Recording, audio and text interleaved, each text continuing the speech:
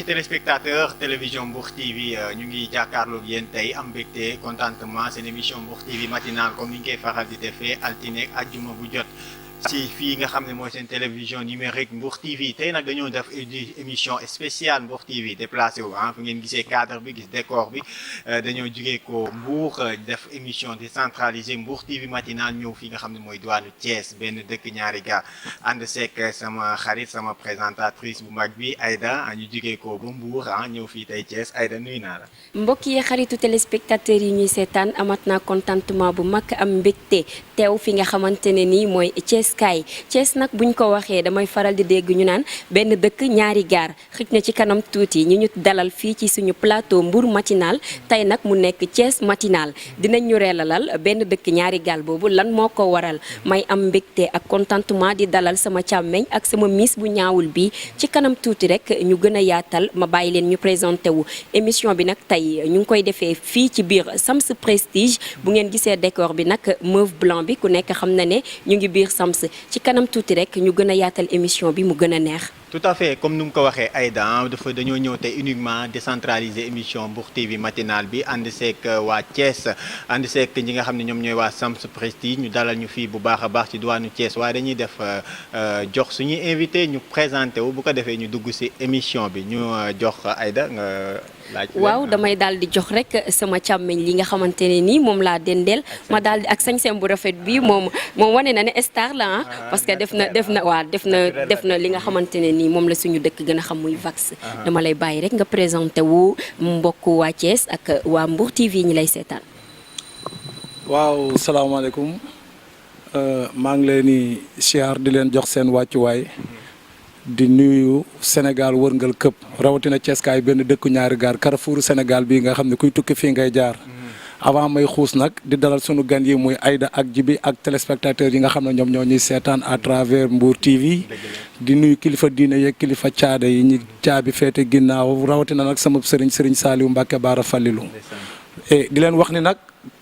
sama maam day faral di wax ni lu waaye ko doon xool xam-xam li ko gësatoo ko la doon xool ci yow a bougé waaye la ngay xool bougé wul yéen ñëw ngeen fi ngeen war a ñëw ndax Thiès kaay gii ku ko xam-xam ni c'est le carrefour de l'art fii la université bi nekk xanaa xamoo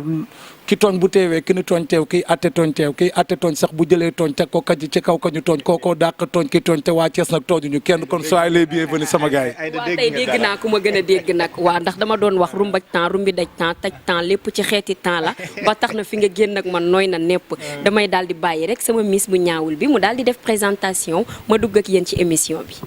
bon salaamaaleykum maa ngi leen di ziar bu baax yéen waa Mbour TV ak waa Sénégal yëpp di nuyu sama waajur yu baax a baax di leen dalal bu baax yéen tamit. maa ngi tudd Aïcha Ka ñu gën maa xamee ci Chacha mais Miss vacances des amis fii ci Thiès merci. merci Chacha ni ngay waxee dafa neex je m'appelle Chacha. voilà mu ngi noonu loolu yëpp ci cadre lépp loo xamante ni wàllum art la tey dinañ ko fi génne lépp loo xamante ni tamit wàllum culture si diwaanu Thiès moom mooy émission Mbour TV matinale waaye balaa ñoo dugg ci li nga xam ne mooy waxtaan bi ànd seeg Aïda ak invité am xam ngeen ne ci beneen wet ga ñu ngi ci xibaar yi Babacar lañ ci àndal Babacar moom nga ñu gis noonu moom mooy joxe xibaar yi Babacar ñu ngi lay nuyu di la dalal ci rédaction Mbour TV matinale ci wàllum xibaar yi. Djibi maa ngi lay nuyu foofu nga nekk di nuyu Aïda di nuyu aussi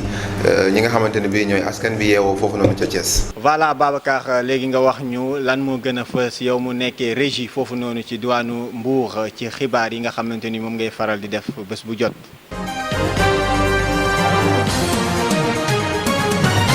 xibaar yi li ci gën a fës bokk na ci résultat yi nga xamante ne bii tukkee na ci baccalauréat bu 2018 président jury yi nga xamante ni ñoo nekk foofee ca lycée bu Demba Diop ñoom nag la ñu xamle mooy résultat yi fu mu toll nii dal na xel. leneen muy imam Aliou Ndao moom mi nga xamante ne dañ ko téye woon jamono yi ñu génn moom nag bàyyi nañ ko bi ñu ko bàyyee sax jaar na fii ci diwaanu Mbour saafonteeg ñi nga xamante ne bii ñooy ay am di jàmmam. gannaaw loolu jeexal ko ak meeting politique bi nga xamante ne bi Cheikh Issa Sall doon na ko amal moom Cheikh Issa Sall nag mu ngi dalal ñi nga xamante ne bi ñooy xelu sénégalais yi ci wàllum ñàkkum ndox bi nga xamante ne am na fi nee na nguur gi dina régler loolu ci ay fan yu néew.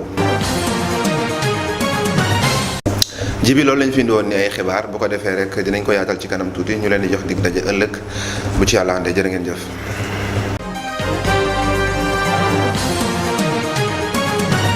jërëjëf Babacar Fall ci xibaar yi ci kàllaama Kocc yow mi nga xamante ni ñëw yaa nekkee foofu ci diwaanu Mbour ci régie bi foofu ñu lay gërëm bu baax a baax waaye Aïda tey ku am gan am ay invité am wàllu culture nar a génn fii tey wàllum lépp loo xam dafa jëm li dundal dëkk bi si diwaanu Thiès ma bàyyi la ak sa invité bi d'abord moom mu wax ñu. waaw Jibi balaa maa dalal sama invité nag damay jéggalu parce que tey xëj na ndekki li ma waa sam si jox moo neex ba ma fàttee def sama présentation di leen nuyu di leen ziyaar di nuyu kilifa diine kilifa aada fépp fu waay manti nekk ma fekk la fa nga nekk ne la jàpp sama loxo di la nuyu comme ni ñuy nuyoo buur di ñaanal yàlla ñu ci hôpitaux yi yal na yàlla fëgg seen bopp ba ñu mën a dellu ci seen njaboot ñi nga xam ne caabi da leen a féete ginnaaw yal na yàlla delloo leen ci seen njaboot ba ñu bañ a def leneen lu leen fay dugalaat képp koo xamante ne ni nag da nga xëy amuloo dépense wala li nga xamante ne ni mooy sa soxla fajoogul yal na ko suñu borom saafara ci barke yonentim bu tedd bi comme ni ma koy defee rek saa su nekk parce que Jibi nee naa la loolu mooy sama gàllaaj su ma ko deful damay xat bat moo may aar waaw loolu laay léemoo sama bopp kilifa diine yeeg kilifa aada yi may nuyu balaa may commencer sama émission ba tax na ma dalal ki nga xamante ne nii nag mooy Modou Faye Cokotaan noonu la tudd waaw nee na moom mooy Modou Faye Cokotaan Modou Faye Cokotaan nag duma leen ko présenté yéen waa Thiès dama leen di bàyyi mu présenté leen boppam wax leen moom mooy kan ma ñëw ak moom ci question yi toog nga ak nag xale bu mën a laaj. billaay yow toog nga ak ku mën a tontu ndax ëttub salaamaaleykum moom keroog maaleykum salaam doo nga koy fay. Aïda Thiès yaakaar naa ni Modou Faye kenn dootu ko particulièrement Sénégal sax la ñuy wax. parce que xëy na ci facette bi ak profil bi nga xam ne moom moo fi nekkoon ak new look bi nga xam ne tey jii moom moo fi nekk amaana sax mooy tax ñenn ñi di kii parce que rasta yaa ngi fi woon xam nga. clip yu bëri bi ma koy sama vidéo yi daw ci chaîne télévision yëpp ay lox laa ci defoon ay ainsi de suite donc noonu la demee mais Modou Faye Thiès doomu Thiès kaay benn dëkk ñaari gaar comme ni ma leen ko doon faral di waxee xam nga pour ñu tënk lu ndaw rek di ko xamante ni dafa créé woon fii yàgg na ci ginnaaw benn groupe de maa ngi commencé woon ci benn groupe de danse bu ñu tuddee woon Africa Vague de Thiès donc Africa Vague de Thiès après ñu def benn ballet bu tuddoon Kajoor rythme de Thiès donc j'étais le meilleur artiste national ci festival national des arts et de la culture fële ci Ziguinchor bi ma fa jógee intégré ci théâtre national Daniel Sorano état danseur génn fa diplôme bu ñu tuddee un artiste polyvalent après nag xaw naa ñëw seen côté yooyu nekkoon biir Saly ci ballet bu ñu doon tuddee les ballets africains de Maître Sissoko mais ci biir carrière bi may def loolu maa ngi nekkoon étant danseur ak groupe waa Flash donc bi àdduna di dox ba ñoom aussi ñu gis ni am na luy nelaw ci sama intérieur ñoom ñu essayé ba yee ko donc depuis 7 ans man maa ngi amee sama orchestre léegi génne nañ fi ay pupuñu génne nañ fi sargal jigéen génne nañ fi waajur bi lëmba réew mi nag mooy Cokotaan bii mujjee génn en grosso modo kii mooy Modou Faye. waaw Modou Faye defe naa sa jaar-jaar ak li nga fi wax lépp kenn dootu ko naatable wala kenn dootu ci am xel ñaar parce que ndaanaan kulli fadrin la macha allah yàlla na baat bi yokku gën a wér cër yi tamit nekk fi ba léegi nii macha allah lépp loo bëgg ci aar yàlla defal la ko Modou Faye ma bëggoon xam ndax Modou def nga li nga xamante ne ni mooy album ndax jot nga am album. waaw non xam nga bi ñu commencé ba léegi bu dee enregistrement ci biir enregistrement yi album bi pare na. mais d'après man ak sama staff ak kilifa yi nga xamante ni ñoom ñoo nekk sama ginnaaw tete ma leen di nuyu di profiter occasion bi di leen nuyu muy Maodo Malick Mbaye directeur général ANAMO agence nationale de la maison de l'outil ak le directeur général de la groupe poste muy monsieur Siré Dia mi nga xam ne lim ma fi defal barki Dembo Ndiaye ak fi ma fi teg ak ca lam ma yóbbuwoon Sénégal yëpp teg nañ ci seen bët donc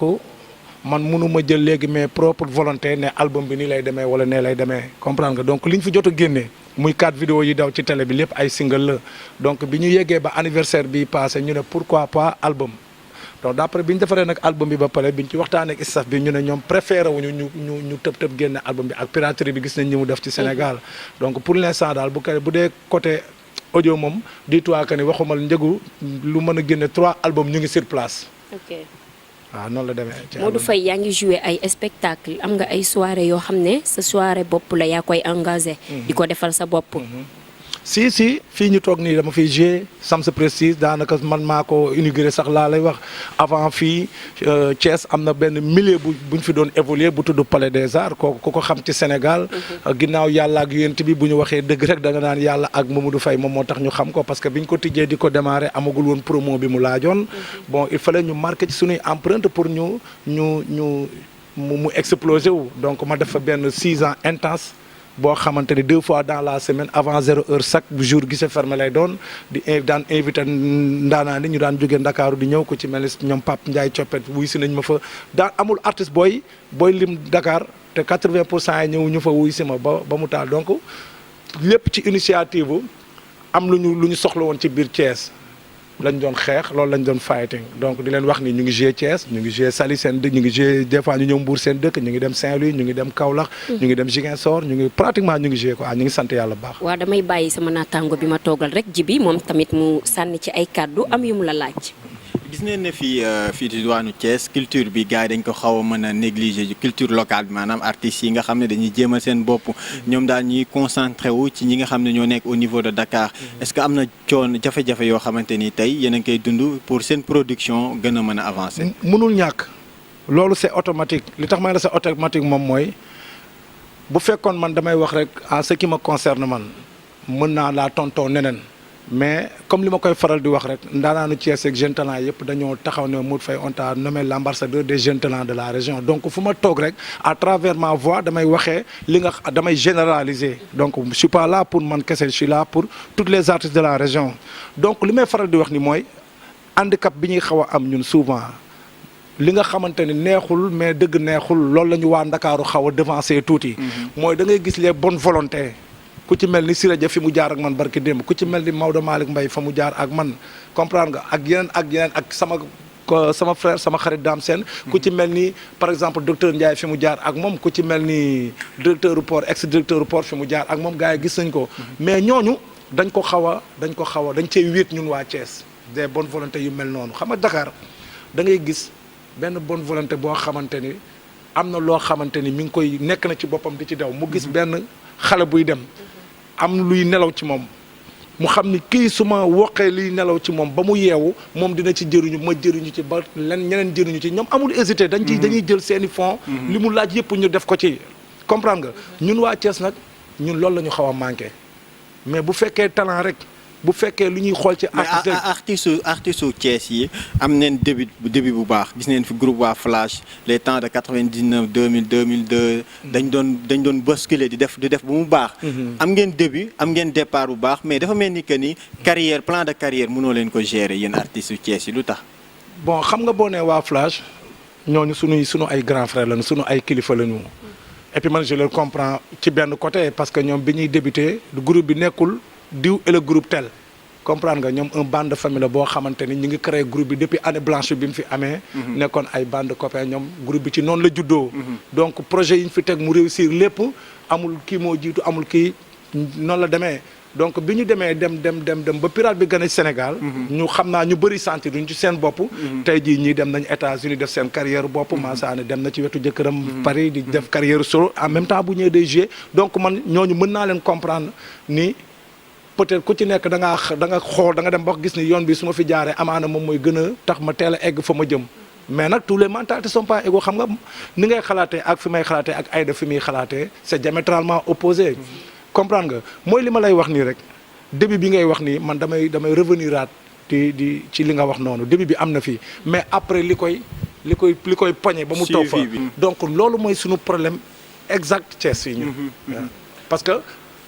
yoon surtout art si tu es quelqu'un qui vit au monde de l'art nga xool benn point teg fa sa bët daal ne fee ma bëgg a yegg objectif la te kenn mënul tax ba du ma ko atteindre yow gëm-gëm googu yaa koy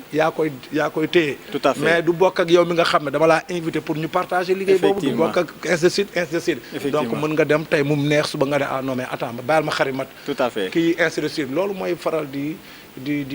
créer change balaa ma laa bàyyi Aïda mu lay libéré xam naa boo ñu mën a dóoral benn acapella boo xam ne balaa mu ñëw dóoral benn acapella balaa mu ñuy may benn acapella daf may bàyyi ma daal di jàkkaarloo ki nga xamante ne nii mooy Chacha mooy sama miss bi nga xamante ne nii macha allah dafa jongo ma Chacha pël nga wala tukulóor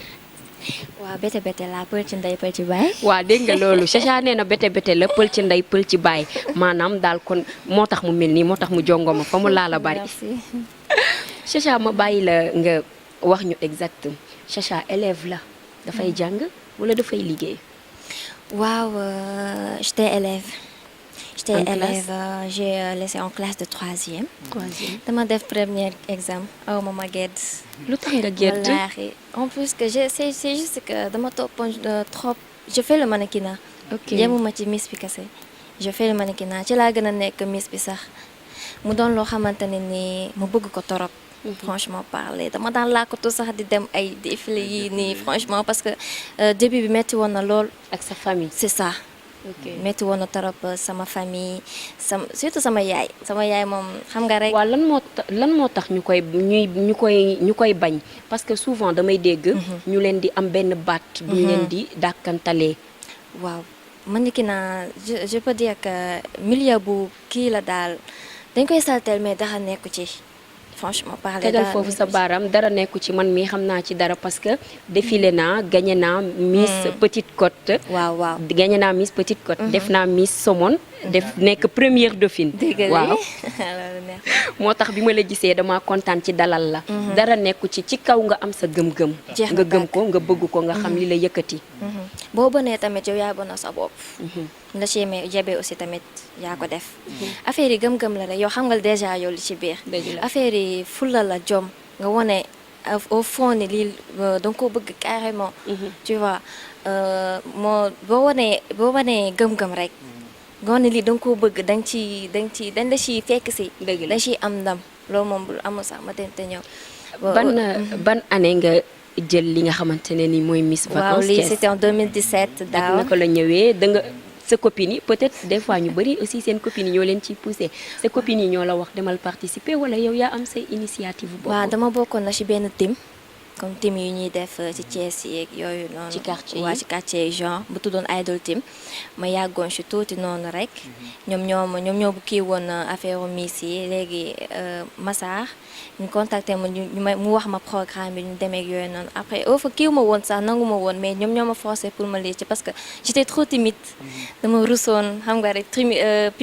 public beeg yooyu noonu. waaw ñeme woon c'est ça. public bi nga ñemewul woon wala sa yaay nga ñemewul woon. non public mais après dañ koy nangu parce que dañoo xam ni dama koo bëgg torop. kenn du sama papa tamit. sama papa mooy jàppale na ma torop franchement parler. parce que lépp tamit moom la. après bi nga xamee ne sama gëm-gëm dama koo bëgg dañ ma see jàppale mais ba nii. dañ ma siy jàppale damay def ay tournage ñu may woo fépp affaire yooyu noonu. mais loo xam ne dama koo bëgg daal ba tax na. est-ce que pare nga pour nekk Miss Sénégal. waaw loolu nag ni ma ko kii bari na.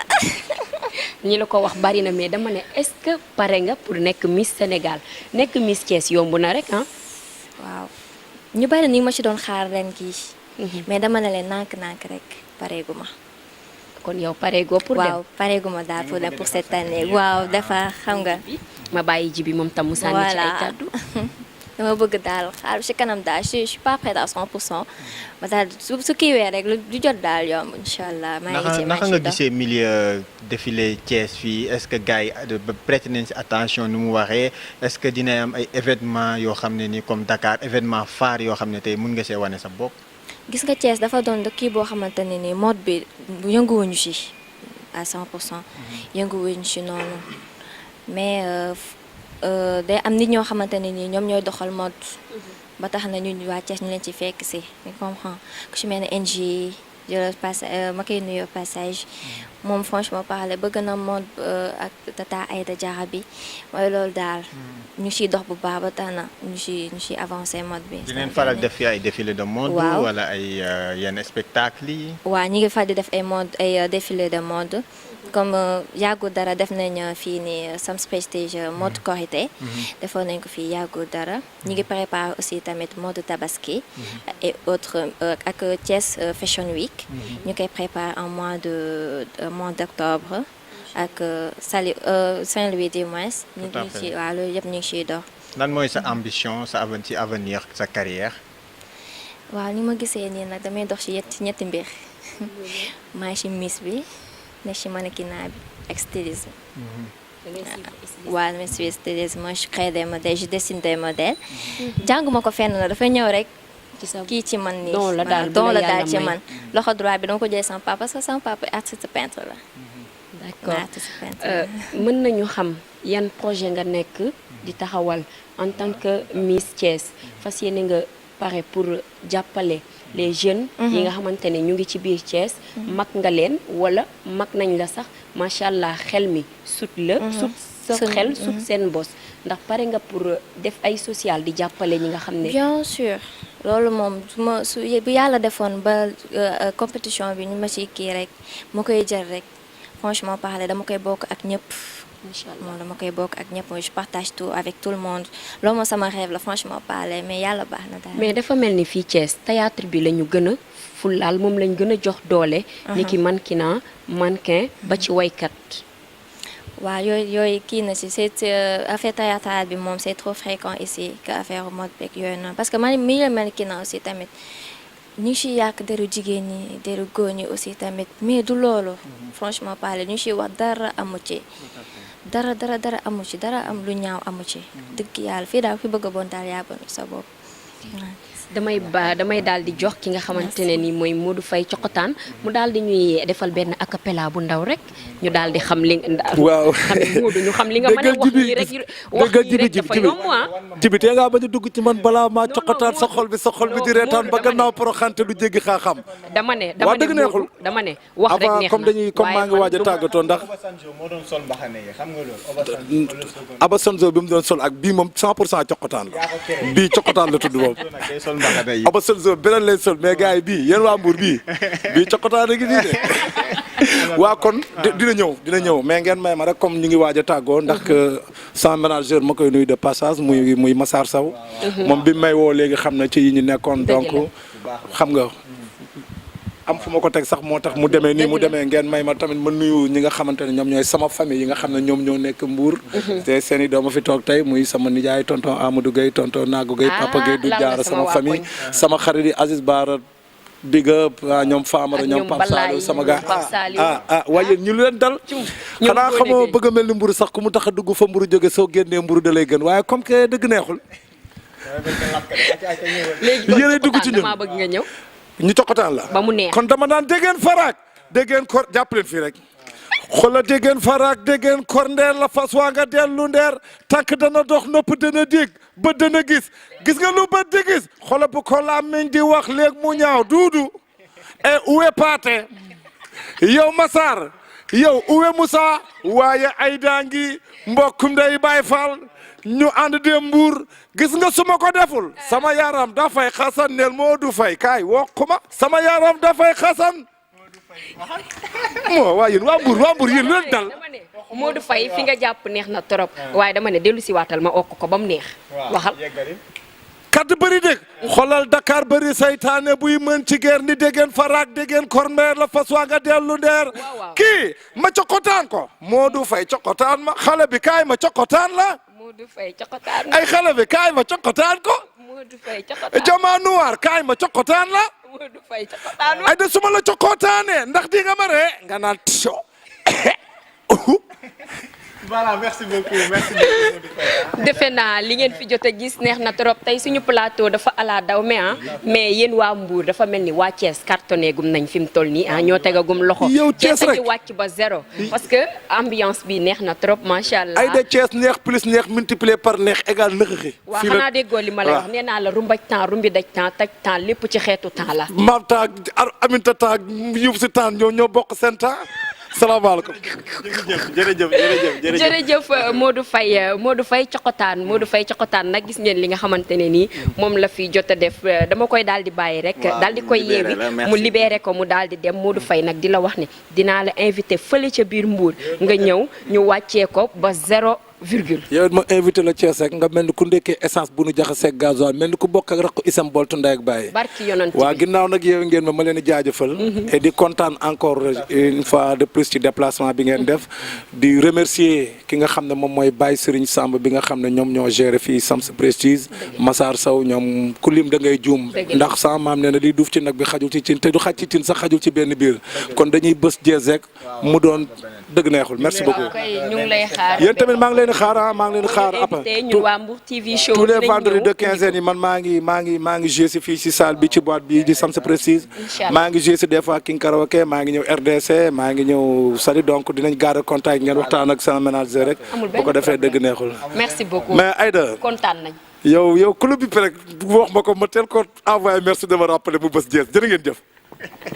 merci beaucoup Modou Faye Cokotaan nag gis ngeen wàccee na suñu plateau ba 0 virgule waaye damay daal di dalalit beneen ndaanaan boo xamante ne nii mooy yor lépp loo xamante ne mooy wàllum miss bi ci Thiès. voilà dama koy bàyyi rek moom aussi mu daal di dugg si ñu daal di koy dalal balaa boobu damay daal di bàyyi rek jibi nga daal di am kàddu yoo waxtaan ak sama miss bi ma indi sama invité. tout à fait mbokk yi kon gis ngeen li nga xamante ni moom mooy Mbour TV matinal tey dañoo ñëw fii nii ci diwaanu Thiès waxtaan ak yéen xool Thiès xool ñi nga xam ne ni ñoom ñooy yëngatu ci wàllu stylisme ak ci wàllu li nga xam ne ni moom mooy culture ah. voilà comme ni ñu ko waxee sànq damay ñëw ak Chacha laaj ko benn question avant Aïda di dugal invité bi nga xam ne ni moom moo mujjee ñëw ci plateau Mbour TV matinal Chacha ñu gis ne am na ay xale yoo xamante ni tey ñu ngi jéem a topp say tànk nekk ci école yi wala nekk ci kër yi di làqatu ndànk-ndànk tey jii ban message courage nga leen di jox après li nga jot a jaar yëpp ba génn ba yegg si fii ban message courage nga leen di jox pour ñu mën a yegg si. du ma leen wax lu dul avant tout les études après. les études yi lépp loo kii rek dañ jiital études yi. jàng ba am lu ñu bëgg. parce que bëgg naa aussi tamit xale bu am dem ba jàng ba am diplôme. nga xam ne si ngay mën a def lu bari aussi tamit moo lay permettre nga mën a def lu bari. est-ce que amoon na yenn étape yoo xamante da nga ne woon man daal damay bàyyi di jéem a décourager dans ta vie professionnelle. bien sûr daan na décourager parce que am na ci ay kii yoo xamante ne nii monsieur daan dem dañ may xeeb parce que damaa tuuti. ah ok dañ may xeeb mais. dama ragaloon talon nag dama ciy dugg dama ragaloon talon trop wooy loolu mais après par la suite je me suis adaptée mais moo tax nag ma gën kaa gi nii ma egg si fii ok léegi damay bàyyi Aïda parce que invité bi nga xamante ni moo toog waaw day yëngatu ci wàllu stylisme ak lépp loo xamante ni voilà dafa jëm ci loolu kon damay bàyyi voilà Aïda waaw Chacha man damaa mën a laaj nag waaw te sama laaj day xaw a xóot avant ngay après bi nga gagné li nga xamante ne ni mooy miss bi déjà gis nañ couronne bi ci sa bopp bandeau bi aussi gis nañ ko macha allah waaw nice na trop après loolu noonu bëri na ñu bari ñoo xam ne ñu ngi lay contacter ci suuf wala. waay. non mais ay dama gën a de yooyu waaw mais Chacha mu ngi ree dafa mel ni dëgg la mais Chacha yow tamit nga jongo ma ba dee. mais du si ñàkk. du ci ñàkk. du si ñàkk avant boobu sax mooy loolu. waaw mais bi nga ko jëlee dafa gën a yokku. bi nga commencé yokku commencé daal kii na trop gars yi moom solo nañ ma lool. muy doon metti ci sa côté. trop sax. mais doo def comme xale jigéen ñi di mbaraan. non yàlla tere xaw ma loolu sax. non loolu moom xaw ma ko sax franchement parler. Chacha ñaata copain nga am. waa kii dara. dama ko koy laaj. Chacha ñaata copain nga am wala amoo. non am naa moom si. am nga je suis fidèle waaw. kon léegi daal am na. yéen ñëpp xam leen ne am na kon bu ma kenn jël ci suuf naan maan Aïda jox ma numéro Chacha bi nga toogaloon. merci beaucoup Chacha. d'accord de rien. damay daal di bàyyi sama tata bi sama tooma mu daal di présenté wu moom aussi en tant que styliste fii ci biir diwaanu Thiès benn dëkk ñaari gaar dama lay bàyyi rek nga daal di def sa présentation mbokk internet Mbour TV yi lay seetaan ak waa Thiès. waaw salaamaaleykum waa Thiès salaamaaleykum waa Sénégal salaamaaleykum waa àdduna ndaxte yaakaar naa ne Mbour TV ñëpp a koy seetaan ci àdduna donc muy nuyu àdduna yëpp di rafetlu seen ñëw di rafetlu seen toogaay di rafetlu aussi seen i idée ak li nga xamante ne yéen a ngi ci dugg waaw man la Aïda Fall Diaraba Couture nekk fii Thiès di yëngu ci wàllu mode tout ce qui est événement wàllu culture ak art waaw. Aïda bëggoon naa xam métier bi nga ci duggee ak léegi mu ngi war a toll ci ñaata at. waaw métier bi ak léegi bi ma ci duggee war na toll ci 18 ans. 18 ans waaw. kon 18 ans xam nga ne du ñetti fan du ñeenti fan. déedéet. yan jafe-jafe nga ci mës a jànkonteel ba bëgg ko bàyyi. waaw bari na wante loo nekk ba ne dama koy bàyyi da nga koo gëmul. te loo gis lu ne bëgg ci am dara foog nga mbapat ci te ñëpp xam nañ ne mbapat yombul dafa metti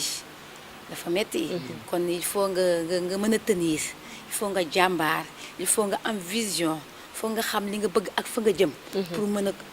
kii chemin bi donc loolu moo tax 18 ans bi dañ ciy sant yàlla lu bari nag parce que wéetuñu ci demuñu ci ndax biñ ci commencé am na ci ñu baax ñoo xamante ne waaw am na ci ñu baax ñoo xamante ne dañu jàppale appui ñu su weesoo loolu damay gërëm samay ñaari waajur duma tàyyi di leen gërëm saa su ne ndaxte lépp ñoom la ñoo ma dooleel forcé ma ne ma jàppal dina baax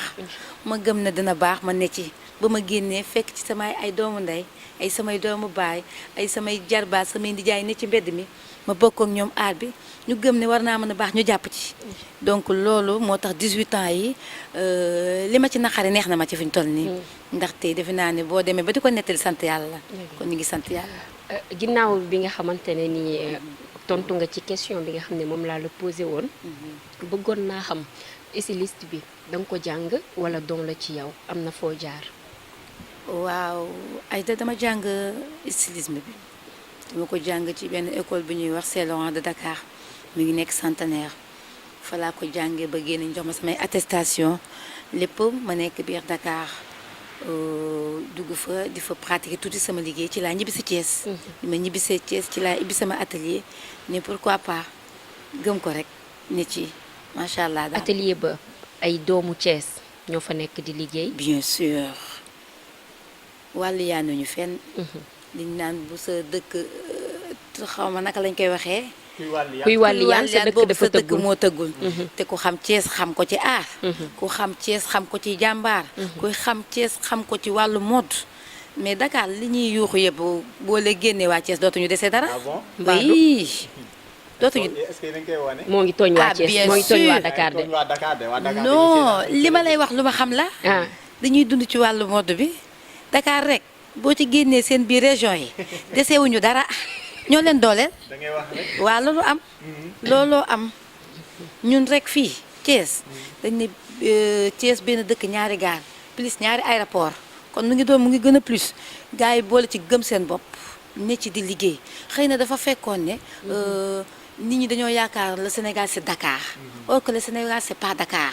dañoo dem ba benn moment xam ne fi nga dëkk yaa ko mën a defar yaa ko mën a jàpp évoluer ko mu dem donc ñun ñi nga xam ñoo jël relève yi nekk ci dëkk bi loolu la ñu gëm ba tax ne suñuy rakkaat ñu dernier ñun ñëpp dañ leen gëmloo ne fii war na fee mën a baax war naa mën a neex effectivement gars yi xam nañ ko léegi xam nañ ne dëkk yaa koy defar seet nag gouvernement bi ñi ci mën a jàpp parce que c'est normal ñoom ñu jàpp ci ñi ci mën a jàpp ñu jàpp ci parce que mënuñu jàpp lépp da ngay defar lii ñoom ñu mën a jàpp beneen bi ci des donc looloo tax suñu Thiès aussi ña ngi koy defar mu ngi développé nit ñi xam nañ ne fii la donc ci la ñu toog implanté wu à Thiès ku ñu bëgg gis fi la ñuy fekk ku ñu bëgg a wax ak ñun fi la ñuy fekk waaw est-ce que Aïda pare nga pour def ay entreprise yoo xamante ne da ngay former ay jeunes ñuy jàng nga leen di jàngal li nga xamante ne ni mooy stylisme bi bien sûr pare nañ ko ndax commencé nañ ko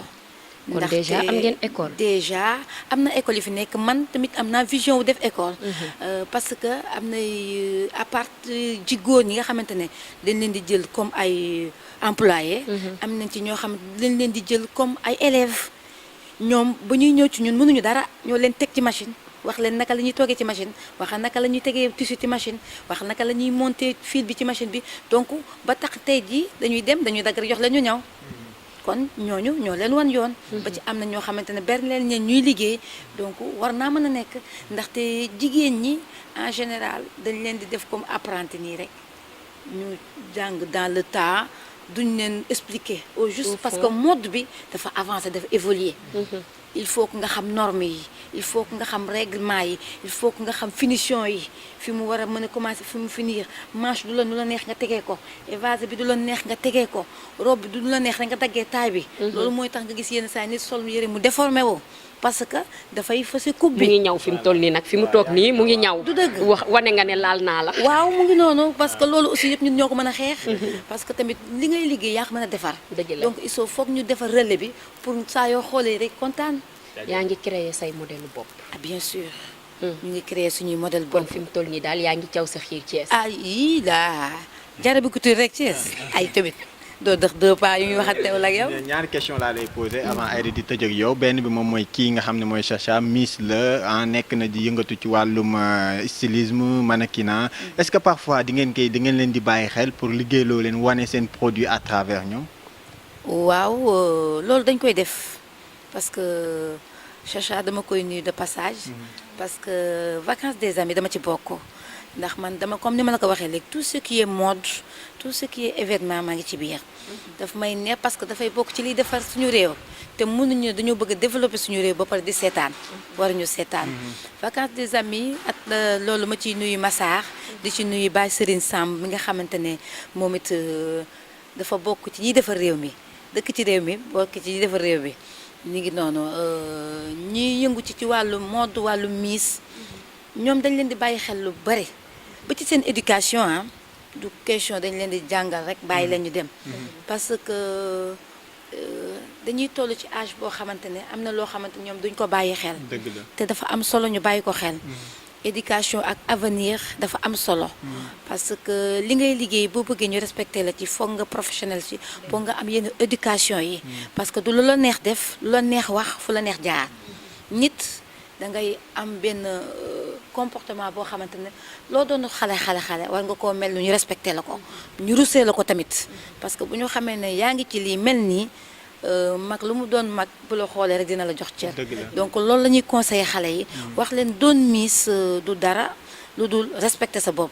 wane sa beauté wane sa capacité wane sa réew fi nga ko bëgg a yóbbu c'est ça donc man ñun loolu la leen di conseillé saa su ne nit ki ci loo mënti nekk rek gëm ko loolu la ñuy wax xale yi ñu gëm ko y a pas de sous-métier à travers loolu damay wax ci Miss bi ci Miss Sénégal bi nga xamante aussi maa ngi fii ci à Thiès yore comité Miss Sénégal bi à Thiès loolu man dama koy wax saa su ne bëgguma xale bu vulgaire bëgguma xale boo xamante ne fu la neex dugg fu la neex génn passe partout yaa ngi fu ne non parce que ambassadrice la ñuy wër kuy représenter le Sénégal kuy représenter le Sénégal nag tu es comme un président comme une présidente kon kooku tu n'as pas droit à l'erreur oui kon kooku dañ koy seggaat ko dañ koy xool à travers loolu ñuy nuyu suñu Miss Yacine Dieng Thiam mi nga xamante ne tey bëggoon nañ mu ñëw fii mais dafa am cours donc vraiment dañuy privilégier seen étude d'abord donc mooy lépp Yacine vraiment ñuy sant ay waajuram parce que éduqué nañ ko ndax éducation de base da ci am solo donc kon bu dellu see ci ñun dañuy am facilitation wu liggéey bi donc ci loolu ñu leen di wax ne ñu gën a góorgóorlu parce que ci loolu da leen di am defal ay ouverture da leen di yóbbu ci beneen dimension donc dootuñu moomati seen bopp kon ci loolu dañu war am benn taxawaay bi donc ci loolu may lancer un appel ci ñun ñëpp ñi ñuy seetaan ñi nga xamante ne am nañu possibilité wu bokk ci Miss Sénégal bi nga xool sa vie ba pare gën a jàng parce que dañuy soxla ku jàng kon Aïda dama lay jox ñoom ñu daal di tàggoo ko defee ñu ñëw waaw dama leen di remercier ñoom ñi nga xamante ne ni ñooñu dalaloon tey fii ci biir Sams di am contentement bu baax a baax di jàkkaarloog sama Miss bi ak sama tata Aïda bi nga xam ne moom laa toogal aussi sama styliste bu mag bi dama leen di bàyyi rek ngeen def seen mot de la fin ngeen tàggu remercier ñi nga xam ne ñoo leen doon seetaan. waa damay remercier population Thiès ñi nga xamante ne ñi ma jàppale lañu bu événement bu ñu mënti defar ñu ngi au présent di ci jàpp di ci dox di wax lu mel ni Massar mention spéciale ndax moom li may wax ne man mode moo dee sama yaram wante moom événement moo dee ci yaramam ndax tout ce qui est événement boo ko waxee da ko jël moom ko donc vraiment di remercier Baye Seen Samb mi nga xamante ne moom vraiment saa su ne il est présent ci lépp lu ñu soxla ci Thiès ci loolu may remercier sama waa atelier waa Diarra Couture su ma amee sañ-sañu dem bàyyi leen fa defe naa ñoo ma dalal sama xel kon vraiment merci beaucoup di remercier styliste couturier créateurs yi nekk fii Thiès yëpp à travers Mbour aussi parce que am naa fa samay nit ñoom Mortala ñoom Fallou Dangoura ñoom ñeneen Dangoura couture mu ngi noonu ñooñu samay bi may def fii événement mode Korité bi dañu ñëw participer donc pour te dire que ne Thiès ñu ñëpp benn lañ ba bu Tiwaawan fépp donc macha allah daal damay nuyu ñoom ñëpp di leen gërëm di leen remercier di waxte aussi ñu jàpp ci Mbour TV ndax Mbour TV tamit aussi ay jàmbaar lañ ndax bu ñu jógee ba Mbour ñëw ba Thiès cela veut dire que ne li ñuy liggéey ñu ngi koy élargir ñu ngi koy développer kon merci beaucoup à tout le monde di leen encourager di leen féliciter merci beaucoup. Chacha ma bàyyi la nga def sa mot de la fin. xam naa am na ñoo bëgg a remercier. mais bu baax avant tout may sant yàlla bu baax. di leen remercier yéen tamit ci déplacement bi ngeen def parce que yombul aussi tamit yor sa liggéey bàyyi lépp ñëw fii Thiès. di gërëm samay waajur aw ma seen fay. billaahi aw ma seen fay ñoom ñu ma jàppale ba yegg si fii te dama yem fii kese.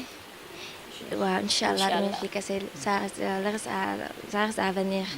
bon di gërëm samay sœurs samay frères di gërëm ñëpp daal waa Thiès tata Aïda di la gërëm bu baax di remercier tout le groupe Sams Prestige de Baye Serigne Massa sama lakkal bi maa ngi koy gërëm bu baax sama lakkal nekk la may yegg. borom baax la. waaw di leen gërëm ne ñëpp daal franchement merci. merci beaucoup Chacha maa ngi nii nag toog ak ki nga xamante ne mooy Binta Lo ak Amina ñi nga xamante ne nii ñoo nekkal Mbour TV fii ci diwaanu Thiès ma bàyyee Binta Lo rek mu présenté wu wax ma li nga xamante ne nii mooy seen émission La Voix des Jeunes naka lañ koy préparé ak lan lañ ciy wàcc. waaw salaamaaleykum suñu mbokku internautes yi ak téléspectateurs Mbour TV. Bon, je m'appelle Binta Lo, je suis étudiante à la licence 2 en journalisme et communication. Boo gisee ñu initier émission La Voix des Jeunes parce qu'on a constaté que jeunes yi dañuy rarement la ñuy inséminer wu ci seen développement réew. looloo tax nag pour wax loo leen pour indi ay bu fekkee ñu ngi ci ay jafe-jafe ñu xool ñu wax loo leen jafe-jafe yi ñuy jànkonteel ci seen développement réew. fépp nag la ñuy laal duñu basé wu rek ci ñi jàng. ak ñi jàngul yëpp daal ñoom yëpp daal dañoo bëgg ku nekk gis sa bopp. kon lan ngay wax li nga xamante ne nii mooy waa Thiès. waaw waa Thiès ñu ngi leen di jox rendez-vous fii ci seen télévision Mbour TV fii la Voix des Jeunes di amee tamit ñu ngi invité ñëpp de bàyyiwuñu kenn sous-estimé wuñu kenn. képp koo xam ne am nga loo war a wax te war koo wax rek ñun ñoo ngi lay xaarandi fii ci suñu plateau Mbour TV à Thiès. merci beaucoup Binta. merci beaucoup Aïda. Amina. yéen waa Thiès nag xaar leen ñaar ñi nga xamante ne nii ñooy Amina ak Binta ñu fas yéene ñëw ak yéen ci seen émission La Voix des Jeunes La Voix des Jeunes nag bu ngeen ko déggee mooy kaddu ndaw ñi kaddu ndaw ñi nag bientôt lay am sur Mbour TV ak ñi nga xamante ne ñooy xaley Thiès. voilà kon nag Aïda dañuy tàggoo rek suñu émission bi tey moom yaakaar naa wàcc na nekk na ba zéro voilà léegi ñu tàggoo bu ko defee ñu daal di jublu si leneen. waaw Jibi dama lay bàyyi rek nga daal di tàggoo boo tàggoo rek xam naa am na ñoo war a remercier tey. waaw ñu ngi tàggoo merci ak téléspectateurs yi nga xamante ni yéen ñi doon seetaan depuis si suba ba tey seen émission Mbour TV matinale jugee ko nag fi nga xam ne moom mooy Mbour ñëw ba Thiès décentralisé ko te tamit comme ni ngeen ko gisee ak Binta Amina dinañ ñëw ñoom tamit seen émission La Voix des Jeunes di leen wan lépp loo xam ne ni moom moo nekk fii si douane Thiès ak ndaw ñi nan leen mel bu ko defee nag ñu gërëm bu baax a baax ñuy àndaloon si logistique bi Zal caméraman ñoom Eldo Mohamed yeneen techniciens yu nekkee côté régie Mbour yëpp ñu ngi leen di gërëm di gërëm ak waa Sams Prestige ñi nga xam ñoo ñu jàppale waa Massa ñu ngi lay Massar waaw ñu ngi lay nuyu waaw ñu ngi lay nuyu di la remercier bu baax a baax si accueil bi ak fii nga xam ne mooy Sams moom kenn mënu ko présenter gars yëpp xam nañ ko parce que Thiès moom boo ne maa ngi ñëw Thiès rek ñu ne la kañ dem Sams donc voilà ñu ngi leen di gërëm yi ñëpp di leen sant Aïda kon moo ngi noonu waa di leen gërëm bu baax di leen jaajëfal di jaajëfal képp koo xam ne jaar nga tey ci suñu plateau Thiès matinal di am contentement bu baax a baax di nuyu toute la famille Kane fële ca 10e sama papa Bachir papa Abdou Aziz Kane ak ki nga xamante ne ni mooy sama bàjjan Aïssata bàjjan Geda ak tata Ndey Bint chéri papa Abdou Aziz sama maam Fat Bana ñoom ñëpp maa ngi leen di nuyu bu baax di leen remercier ci toute la famille Kane waaye di remercier aussi sama xarit bi Mouhamed borom Thiès doomu ndeyu Mba Ndiaye Seck doomu ndeyu Wali Balago Seck incha allah Mbour TV samedi dafay ñëw ànd ak Mba Ndiaye Seck fii ci Sams Prestige waaye balaa may tëj damay jaajëfal ki nga xamante ne nii moo ma habillé tey ñu gën ko xam ci Absa Diop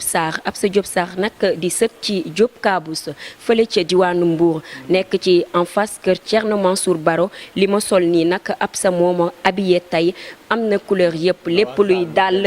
waa Zal dama bëgg nga jël ma waaw lépp luy dàll wala yëre Absa da koy jaay ku bëgg ci li Absa di jaay nag ak li nga xam ne nii moom la ma habillé tey da ngay contacter Absa Diop Sarr ci numéro téléphone bi ma leen di bëgg a jox 77 515 06 07 515 77 515 06 07 képp ku bëgg ci li nga xamante ne nii moom la Absa Diop Sarr di jaay rek da nga koy woo ci numéro boobu ma leen jox Absa moo génn ak man fii tey daal di may yàq xam naa Absa dina habillé